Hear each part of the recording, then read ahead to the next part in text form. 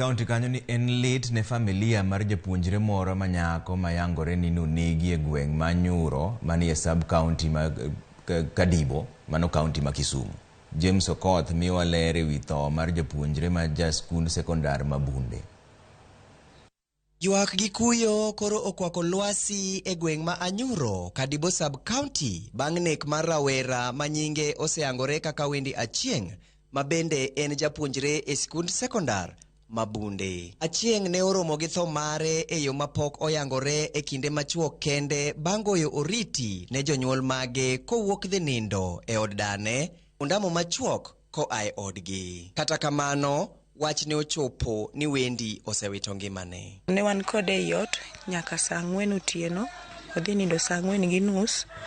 Koromo saa 5 to nindo gi jowadgi, to ng'ato gone simu luonge ni biane ane wi aora ka machalo duol mong'eyo.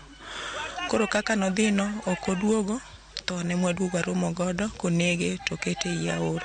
Koro ka nabet e tok dalawa ka kora kwayo, to ayudo ni nyathi moro kijana ma jater dhok modho emokwanyo nyara ei pi, kosike ochwoye gi pala didek mosike e pi.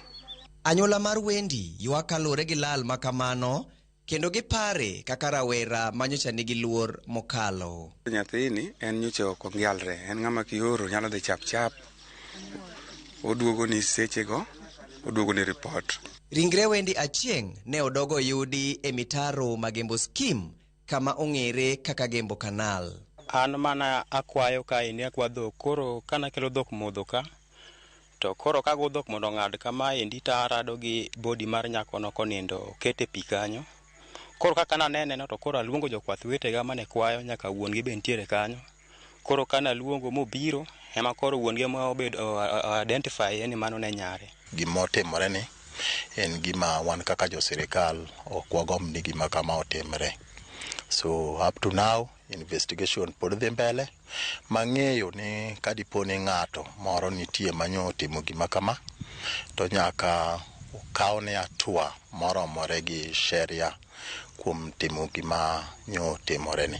Jodak ma gweng'no koro odak gi luoro kalure gi wach mar nekno, kendo mae e kwayogi. Koro wan be gima dwa wach ne jogo security, uchunguzi dhi nyime, giko nyaka ng'ere gimotimore, nyaka ng'ere nikech koro osebedo lwet sirkal, gima nyalo wacho onge. Wan gima wanyalo wacho ka jo gweng' mantiere ka endi, mano gima ne pok otimore e area ka. Koro nakwayo arita kwe mondo uchunguzi mondo otimre mapiyo piyo mondo ofweny gima ne otimore no. En lal maduong' ne anyuola Wendi Achieng' kane igeno ni rawerano ne dhi tieko sombe kendo dongre kaka jowadgi mamoko.